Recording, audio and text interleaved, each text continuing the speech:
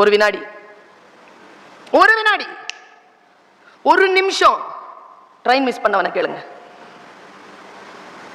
ஒரு நாள் சீனியாரிட்டி விட்டவன கேளுங்க. ஒரு வருஷம் ஃபெயில் ஆனவன கேளுங்க. ஒன்றுதான் அந்த பொழுது. அது கடந்துருச்சுன்னா அவ்வளவுதான். இந்த வினாடியை நீங்கள் அறுவடை செய்யுங்கள். இந்த வினாடியில் நீங்கள் எதை உன்னதமாக நினைக்கிறீர்களோ அதற்கு பக்கத்தில் போங்க. தகுதி வேறு, ஆசை வேறு. எல்லாத்துக்குங்க ஆசைப்படலாம், தகுதி வளர்த்துக்கோங்க, அவ்வளவுதான். Very simple. இந்த கனவு மெய்ப்படங்கிறதுல உங்களுக்கு அளிக்கக்கூடிய மிக நுட்பமான பாடம் இதுதான். ஆசைப்படுங்க, தகுதியை வளர்த்துக் கொள்ளுங்கள். தகுதியை வளர்த்து கொண்டு ஆசைப்படுங்க. எங்க ஐயா சுகிசிவம் சொல்வாரு, ஒரு நாய் இருந்துச்சான். அது எப்ப பார்த்தாலும் வாக்கிங் போகுமா. அந்த போன வாக்கிங் நாயை இன்னொரு நாய் பார்த்துருச்சு. இது வீட்டுக்கு வந்துருச்சு. அந்த நாயும் தேடிட்டு வீட்டுக்கு வந்துருச்சு. கீழே இருந்து கூப்பிடுதான். அவர் ரொம்ப அழகா சொல்வார். கீழே இருந்து கூப்பிடுதான் ஜன்னல் இருந்து, ஏ வா. அந்த நாய் சொல்லிச்சான், வரமாட்டேன். இப்ப எந்த நாய் கூப்பிட்டாலும் எந்த நாயும் போகுதுங்க. ஒரு காலத்துல அது போவாது, யோசிக்கும். வரமாட்டேன்னு சொல்லிச்சான். நான் நாயை பத்தி தான் பேசிட்டு இருக்கிறேன். நீங்க வேற ஏதோ நினைச்சீங்கன்னா அதுக்கு நான் பொறுப்பு இல்லை. கம் வி வில் கோ அப்படின்னா அவன் சொன்னானா, அந்த நாய் சொல்லிச்சான், வரமாட்டான். நோ. ஏன்? நல்ல சாப்பாடு கிடைக்குது. கீழே இருக்கிற நாய் சொல்லிச்சான், ஒரே சாப்பாடு, என்னோட பார், வெரைட்டி ரைஸ், வகை வகையா போடுறேன், கம் டவுன் அப்படின்னு. வரமாட்டேன் வரமாட்டேன், எங்க அப்பாட்ட வேணா கேட்டுட்டு வரேன்னுச்சான். அப்பாங்கிறது எப்பவுமே அந்த நாயை வளர்க்கிறவங்களுக்கு தகப்பன்னு பேரு. வெளிநாட்டிலையும் சரி, இங்க நாட்டிலையும் சரி. நீங்க ஹாஸ்பிட்டலாம் கூட்டிட்டு போனீங்கன்னா ஃபாதர் ஆஃப்னு உங்க பேரை தான் போடுவோம். அது ஒன்றும் தப்பு இல்லை. நம்ம வளர்க்கிற பிராணிக்கு நாம தானே தகப்பன். மயிலுக்கு நீங்க தானே வெங்கடேஷன் சார்.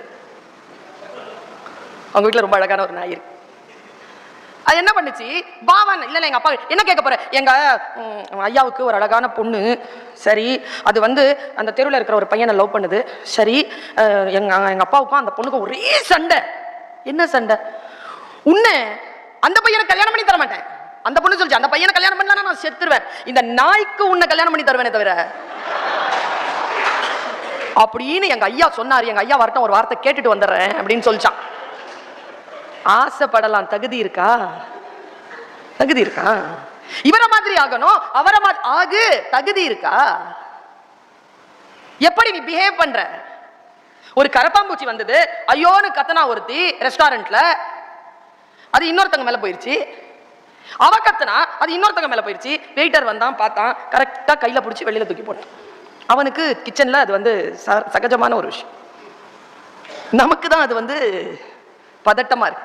பதட்டமான சூழ்நிலையை புத்தன் சொல்றாங்க, புயல் அடிக்கிறதா அதை கண்ட்ரோல் பண்ண முடியாது, சைலண்டா இரு, கடந்து போயிடும்ன்றான். புத்தன் சொல்றான், சைலண்டா இரு, கடந்து போ. நாம் எப்போ ரியாக்ட் பண்ணணும், எப்போ நாம் நமக்குள்ள ஒரு அக்கினியை ஏற்றுக்கொள்ள வேண்டும், எப்படி நாம் நம்மை வெளிப்படுத்த வேண்டும் என்பது அடிப்படையில் ஒரு புத்தி. அடிப்படையில் ஒரு புத்தி. எனக்கு இன்னும் 12 நிமிடங்கள் உண்டு. 12 நிமிடங்களுக்குள் முடிந்த அளவிற்கு உங்களை உங்கள் கனவு நோக்கி புஷ் பண்றது என் வேலை. பரமன் அதை தொட வைப்பார். 2 பேரும் அதுக்கு தான் வந்திருக்கோம். உங்களுடைய வேலையை நான் சுலபமாக்குகிறேன். கொண்டு அவரை கிட்ட நிறுத்திடுவேன். You make them to touch. உங்கள் கனவுகளை நீங்கள் எப்படி வடிவமைத்துக் கொள்வது, எப்படி உங்களை தகுதிப்படுத்திக் கொள்வது? சின்ன வயசுல இருந்து எனக்கு இருக்கக்கூடிய பெரிய ஒரு வார்த்தை என்ன தெரியுமா? ஒரு ரகசியத்தை சொல்றேன் இன்னைக்கு. அவமானங்கள், அவமரியாதைகள் முகத்தை பார்த்து சொல்லுவாங்க. எப்படி தெரியுமா சொல்லணும் பதில்? ஒரு சிங்கம் இருந்துச்சான். யார் அந்த காட்டுக்கு ராஜா, யார் இந்த காட்டுக்கு ராஜா சுத்திக்கிட்டே இருந்துச்சான். எல்லாரும் நீதான் சார், நீதான் சார். ஒரு யானை கிட்ட கேட்டுச்சான், யாரா இந்த காட்டுக்கு ராஜா. யானைக்கு அந்த வார்த்தை பிடிக்கல, போச்சான் தாண்டி. ஏய் யாரா இந்த காட்டு, தாண்டி போ. கேட்கிறா பதில் சொல்லிட்டு போன தும்பிக்கைய ஒரே அடி, சிங்கம் போய் விழுந்துருச்சு. நம்ம வடிவேல் அண்ணன் மாதிரி சொல்லிச்சு, கேள்விதானே கேட்டேன். சிங்கம் சொல்லிச்சான், நானும் பதிலத்தான் சொன்னேன். அப்படி சொல்லணும் பதில். பதில் சொல்றது எப்படி இருக்கணும்? செயலாக. எனக்கு எப்பவுமே செயல் பிடிக்கும். சொல்லிலே உயர்ந்த சொல் செயல். இறைவன் என்பது சொல்லல்ல, செயல். அன்பு என்பது சொல்லல்ல, செயல். அவர் சொன்னார்ல, கிளாஸ்க்குள்ள போகும்போது நீ அதை பிராக்டிஸ் பண்றியா, அப்போதான் உன்னால பிரீச் பண்ண முடியும். பரமன் சார் கிட்ட சொன்ன பெரிய போராட்டம் சார் அதுன்னு. அப்படி நீங்க செய்யலன்னா நீங்க பேச முடியாது மேடம்னார் அவரு. ட்ரூ. எவ்வளவு பெரிய விஷயம் இது ஏங்க. நான் இது வரைக்கும் சொல்லாத ஒரு ரகசியத்தை இங்க சொல்றேன் வெங்கடேஷன் ஜி. உங்களை நம்பி சொல்றேன், நீங்க அதெல்லாம் கட் பண்ணி போடுவீங்க. இதெல்லாம் தனிப்பட்ட முறையில தான் பேச முடியும். இது பாட்டுக்கு பப்பரப்பான்னு எல்லார்கிட்டையும் சொல்லும். இந்த ட்ரைனிங் ப்ரோக்ராம்க்குன்னு சொல்றதுக்கு ஒண்ணு இருக்குல்ல. என் ரகசியம் எந்த இடத்திற்கும் அப்படி ராமனுடைய அம்பு போல் போய் ப்ரோக்ராம் அட்டன் பண்ணிட்டு அப்படியே கொண்டு வந்து நம்பரா துணியில வந்து உட்காந்துருவேன். என் இடத்துக்கு வந்து உட்காந்துருவேன். என் இடம் எது என்று என் நண்பர்களுக்கு தெரியும். அங்க வந்து உட்காந்துருவேன். That is my place. எவ்வளவுதான் உலகத்திற்கு எங்க போனாலும் I come to my place. அதுதான் உயர்வின் ரகசியம். அங்க தொலையக்கூடாது. அங்க தொலையக்கூடாது. போயிட்டு வேலையை முடிச்சு வந்துடும். என்னுடைய தாய் உட்கார்ந்து இருக்காங்களா, எனக்கு கட் பண்ணிடுவீங்களா? யாரை கேட்கறது? ஓகே. நாங்கள் மொத்தம் 5 பேருங்க. அண்ணன், அக்கா, தம்பி, தங்கச்சி. எனக்கு ஒன்று மொத்தம் 5 பேர். நாம் இருவர் நமக்கு இருவருங்கிறதெல்லாம் எங்கள் அம்மா அப்பா கேட்டுக்கல. நாம் இருவர் நமக்கு மூவருங்கிறதையும் கேட்டுக்கல. 5. இதில் எனக்கு பிரச்சனை என்ன தெரியுமா? பெரிய பிள்ளைங்களோட போராடவும் முடியாது. என்ன சின்ன பிள்ளை அப்படி இரு அப்படிம்பாங்க. சின்ன பிள்ளைங்களோட என்ன சின்ன பிள்ளைங்களோட போய் உன் இடத்துல இருப்பாங்க. இந்த நடுவில் இருக்கிறவங்களுக்கு பெரிய பிரச்சனைங்க. முன்னால் இருக்கிறவங்களுடைய பழசெல்லாம் நமக்கு கிடைக்கும். நம்ம யூஸ் பண்ணிடுவோமா, நமக்கு முன்னாலேயே புதுசாக வாங்கி தருவாங்க. இதெல்லாம் பார்த்து பார்த்து வளர்ந்தேன் நான். எங்க அக்காவும் என் தங்கச்சியும் என்ன மாதிரி இல்லை, ரொம்ப அழகா இருக்குங்க ரெண்டும். அந்த பிள்ளைங்க எங்க அம்மா எங்க அக்காவை கொஞ்சம் அதை பார்க்கணும். இருக்கிறவங்க என் முன்னாலே கொஞ்சம், ஐயோ அவ என்ன வெளிச்சம் அவன் முகத்துல, லைட் ஆஃப் பண்ணாலும் உட்காந்துருக்கிறது தெரியுமா, லைட் ஆஃப் பண்ணாலும் புள்ள மூஞ்சி தெரியுமா, அப்படி ஒரு கொஞ்சதல். நான் இப்படியே பார்த்துட்டே இருப்பேன். என்னை இப்படி பார்த்துட்டு போயிடுவாங்க. என் டீச்சர் காலில் வந்து விழுவாங்க.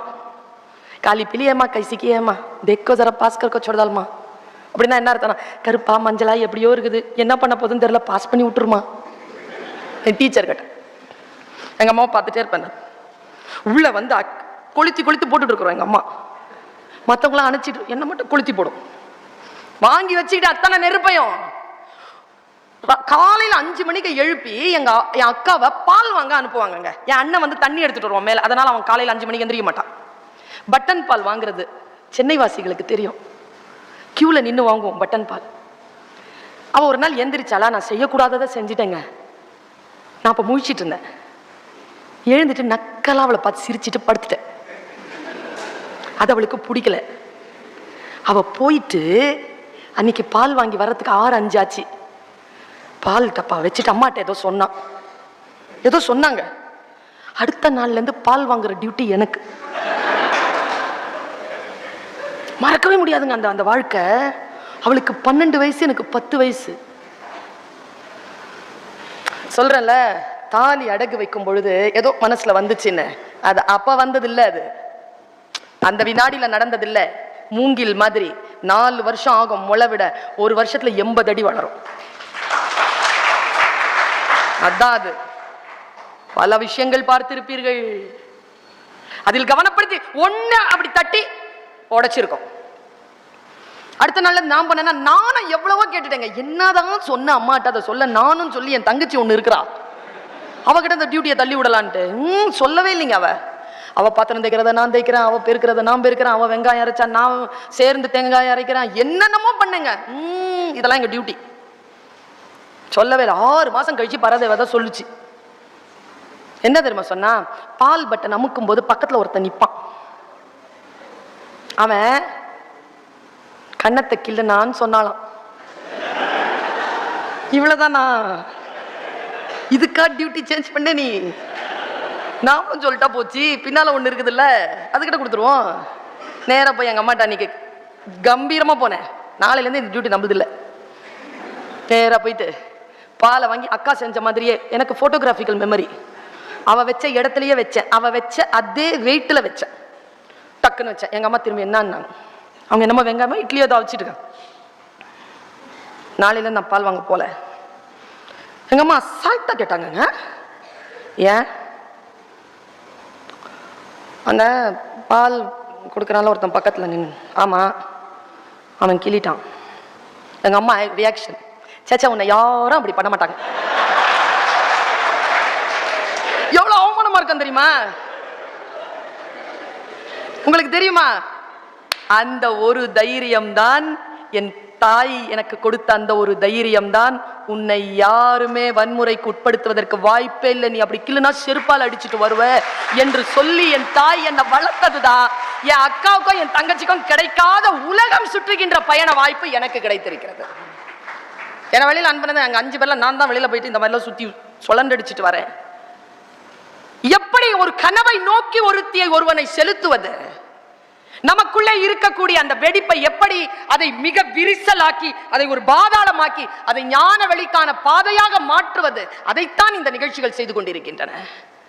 சொற்கள் நம்மை வந்து சேருகின்ற பொழுது அதை நம்முடைய அவமானமாக நாம் நினைக்காமல் நமக்கான பாடமாக நினைத்தல். யாரோ ஒருவர் சொல்கிறாரா, இப்படிப்பட்ட ஒரு சூழ்நிலை வருகிறதா, இங்கிருந்து கிளம்பி 0 லெவல்ல இருந்து ஆரம்பிக்கலாங்க. பிரச்சனை என்ன தெரியுமா? நம்ம 0 லெவல்ல இருக்கிறோம்ன்றது நமக்கு தெரியணும், அவ்வளவுதான். பிரச்சனை வந்து நம்ம இந்த லெவல்ல இருக்கோம்னு தெரியணும். நமக்கு தெரியாது அப்படிங்கறத தெரிஞ்சு வச்சிருக்கிறவன் தான் ஞானி. நீச்சல் அடிக்க தெரியாதுங்கிறத தெரிஞ்சு வச்சிருக்கணும், இல்லைன்னா தண்ணியில குதிச்சிருவோம். தெரியாது என்பதனை தெரிந்து வைத்திருத்தல். ஒரு செய்தியோடு நான் நிறைவு செய்கிறேன், 4 நிமிடங்கள் உண்டு. இந்த வார்த்தையை நான் எங்க போறோமோ அங்க சொல்லிட்டு இருக்கிறேங்க. 2 விஷயங்கள். இந்த புண்ணியமூர்த்தி ஸ்டோர்ஸ்ல இருந்து வந்திருக்கிற அந்த சகோதரர்களுக்கு சில வேளைகள் நான் இதை அங்கே சொல்லி இருக்க கூடும். வந்திருக்கக்கூடிய பிள்ளைகள், வந்திருக்கக்கூடிய சில பேருக்கு நான் இதை சொல்ல வேண்டும். ரெக்கார்ட் ஆயிட்டு இருக்கு, உலகம் எல்லாம் இதை அறிந்து கொள்ள வேண்டும். ஜெயிக்கணும்பா, தோக்கக்கூடாது. தோல்வி வரும்னு சொன்னார்ல, வரக்கூடாது. வந்தால் அது உன்னால் நிகழ்ந்திருக்க கூடாது. சூழல் உன்னை தள்ளலாம், அது தோல்வி அல்ல, அது நஷ்டம். நஷ்டம் வரலாம், தோக்கக்கூடாது.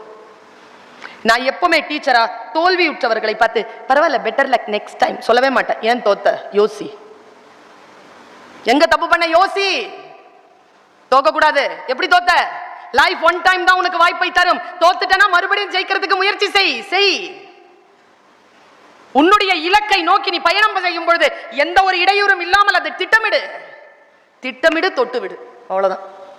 அடுத்த கேப்ஷன், திட்டமிட்டு தொற்றணும்.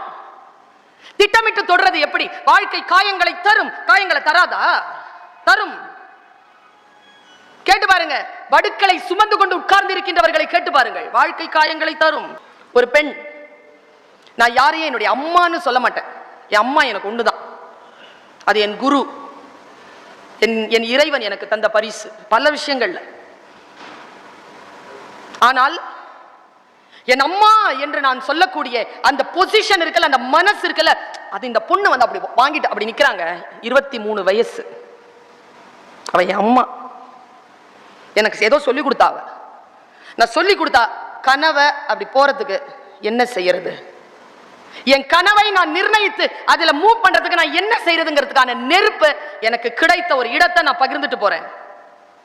அவ ஒரு வாலிபால் பிளேயர், அவ பேர் அருமினா சின்ஹா.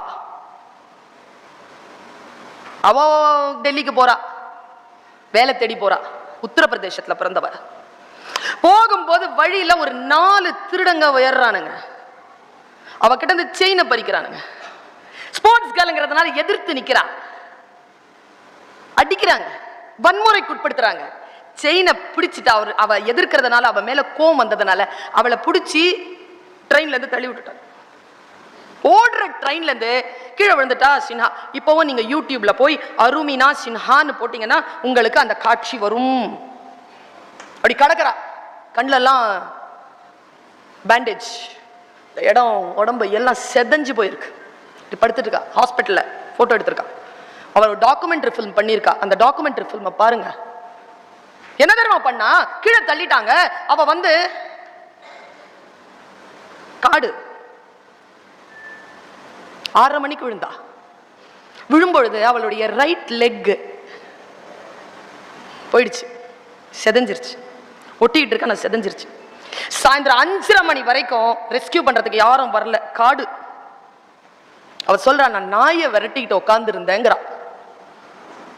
நாயை விரட்டிக்கிட்டு உட்கார்ந்து இருக்கு குழந்தை, 22 வயசு. அவ விழுந்தது 2011. ஹாஸ்பிட்டலுக்கு தூக்கிட்டு போறாங்க, 5:30 மணி. ஹாஸ்பிட்டல்ல தூக்கிட்டு போய் அவளை படுக்க வைக்கும்போது கான்சியஸா இருக்கிறா. அப்போ சொல்றாங்க, டாக்டர் சொல்றாங்க, அனிஸ்தீசியா இல்ல, மயக்க மருந்து இல்ல, மயக்க மருந்து கொடுக்கறதா இருந்தா நாளை காலையில ஆயிடும். 10:30 மணி வரைக்கும் அவ காத்திருந்தாள்னா 2 காலம் விஷமாயிடும், 2 காலையும் எடுக்கணும். வாலிபால் பிளேயருங்க, எனக்கு கால் ரொம்ப பிடிக்குங்க. எல்லாரும் சொல்லுவாங்க தங்கத்தை காலில் போடக்கூடாது, நான் போட்டு வச்சிருக்கேங்க. ஏன்னா தங்கத்தை விட என் கால் உயர்ந்தது, அதை அலங்காரம் பண்ணி வச்சிருக்கேன். நான் பெரிய விஷயங்க கால் கையெல்லாம். அவ கால் வெட்டி அவ சொல்றா 2 கால் எடுக்கணும்னு. அவ சொல்றா 6:30 மணிக்கு நான் வந்து படுத்தேன் கீழே. கால் வெட்டினது 6:30 மணி, சாயந்தரம் 5:30 மணி வரைக்கும் 11 மணி நேரம் அந்த வலியோட நான் இருந்திருக்கேன். இதுக்கு மேலேயா வலிக்க போகுது? ஒரு கால் எனக்கு வேணும், ஒரு கால் மயக்க மருந்து எல்லாம் வெட்டி எடுங்கன்னா பாருங்க, வெட்டி எடுக்கிறேன். மயக்க மருந்து இல்லாமல் கால் வெட்டி எடுக்கப்பட்டது அருமினா சின்ஹாக்கு. 3 நாள் அதற்கு பிறகு மயக்கத்தில் இருந்தாள். மருந்து கொடுத்து தூங்க வச்சாங்க. அன்னைக்கு ராத்திரியில் அவன் எப்படி இருந்திருப்பா யோசிச்சு பாருங்க. அந்த இரவு அவளுக்கு எப்படி கழிந்திருக்கும் யோசிச்சு பாருங்க. கிடக்குறா. அவன் மாமா வந்தானா, தாய் மாமன், அவன் சொன்ன ஒரு வார்த்தை அவளுக்கு என்னமோ எங்கேயோ கொண்டு அவ பேசுறாங்க. நீங்க அந்த யூடியூப்ல பாருங்க. நான் என்ன பேசுறேன், அவ அனுபவத்தை நான் பேசுறேன், அவ அனுபவத்தை தானே பேசுவா. அதை கேளுங்க. போனவ அவகிட்ட சொல்றாங்க, பாப்பா உனக்கு மலை ஏறணும்னா ரொம்ப பிடிக்கும்ல? அவளுக்கு மலை ஏறணும்னா ரொம்ப பிடிக்குமா? மலை ஏறணும்னா உனக்கு பிடிக்கும்ல? ஆமா மாமா. போற போக்கில் சொல்லிட்டு போனாள். அவள் சொல்றா, ஒரு சொல் என்ன என் வாழ்க்கை எனக்கு திருப்பி தந்தது, அது என் தாய்மாமனுடைய வாயிலிருந்து வந்தது. அவன் சொன்னான், என் தாய்மாமன் சொன்னான், பாப்பா மலை ஏறுவதற்கு 2 கால் அவசியம் இல்லை. அவ உடனே ஹாஸ்பிட்டல் இருந்து வீட்டுக்கு போயிட்டு அந்த காலை சரி பண்ணிட்டு அதுல ஒரு கேலிபர் ஷூவை மாட்டிக்கிட்டு அவ போய் சந்திச்சது யாரு தெரியுமா? 2011 எண்டுல 3 மாசத்துல எவரெஸ்ட் ஏறின, இந்தியாவில் முதலில் எவரெஸ்ட் ஏறிய அந்த பெண்ணை போய் பார்த்திருக்கா. எப்படி ஏறுறதுன்ற டிப்ஸ் வாங்கியிருக்கா. நீங்க பாருங்க, 2013 மார்ச்ல அருமினா சின்ஹா எவரெஸ்ட் மலை ஏறிட்டா. அங்க உட்கார்ந்து அந்த பனி படர்ந்த அந்த இடத்துல நிறைய கொடிகள் இருக்கு. காலை தட்டி தட்டி காட்டி சொல்றா, காலெல்லாம் மலை ஏறதுக்கு ஒரு மேட்டரே கிடையாதுங்கிறா. அவ ஏன் தெரியுமா? என் அம்மான்னு சொன்ன, நான் கூட அப்படிதான். ஏதாவது ஒரு இலக்கு வச்சுட்டேன்னு வச்சுக்கோங்களேன், எவ்வளவு விபத்துகள் ஆபத்துகள் வந்தாலும் போய் தொட்டுருவேன். ஆனா என்னால போகவே முடியாத ஒரு இடத்துக்கு அவ போனா, அதுலதான் அவ எனக்கு அம்மாவா நிக்கிறா. அதை நான் உங்ககிட்ட சொல்றேன். உங்ககிட்ட நான் என் மனதை கழுவி கொண்ட ஒரு இடம், என் மனதில் நான் தீபத்தை ஏற்றிக்கொண்ட இடத்தை நான் உங்களுக்கு அறிமுகம் செய்கிறேன். அவ அந்த ஹோல் டாக்குமெண்ட்ரி எங்க தெரியுமா எடுத்தா? மலைக்கு போயிட்டு வந்துட்டு தான் இப்படி சொல்லணும்னு எங்க தெரியுமா முடிவு பண்ணா? ரயில்வே ட்ராக்ல. என்னால் எவரெஸ்ட் ஏறிவிட முடியும். எங்கே நான் என் மரணத்தை சந்தித்தேனோ, எங்கே நான் கீழே விழுந்தேனோ, அங்க போய் என்னால் நிற்க முடியாதுங்க. அவ என்ன தெரியுமா சொல்றா? நீ எங்கிருந்து தெரியுமா ஆரம்பிக்கணும்? மலை உச்சியை அடைய வேண்டும் என்றால், சிகரத்தை அடைய வேண்டும் என்றால், நீ எங்கே மரணத்தின் வாயிலை சந்தித்தாயோ அந்த புள்ளியில் நின்று கொண்டுதான் நீ அந்த உயரத்தை எட்ட முடியுமே தவிர அதிலிருந்து தப்பித்துக் கொண்டு உன் உயரத்தை எட்டிவிட முடியாது. என்னால போக முடியாதுங்க அந்த இடத்த. என் மனதை அவள் இறுக்கப்படுத்தினாள், என் மனதை அவள் பலப்படுத்தினாள். நான் சொல்லுகிறேன், தோல்விகள் வரும், உங்களால் அது நிகழக்கூடாது. உங்களால் நிகழாமல் விபத்துகளாக வருகின்ற பொழுதும் எங்கே நாம் அவமானப்பட்டோமோ அந்த புள்ளியிலிருந்து ஏறி நின்று நம்முடைய இலக்கை நாம் தொட வேண்டும். அந்த கனவு என்பது மிக பெரிதாகவும் நமக்கான சரியான இலக்காகவும் அமைத்துக் கொள்வதற்கான விழிப்புணர்வை நாம் பெற வேண்டும் என்று வேண்டி கேட்டுக்கொண்டு வாய்ப்பளித்தமைக்கு நன்றி பாராட்டி விட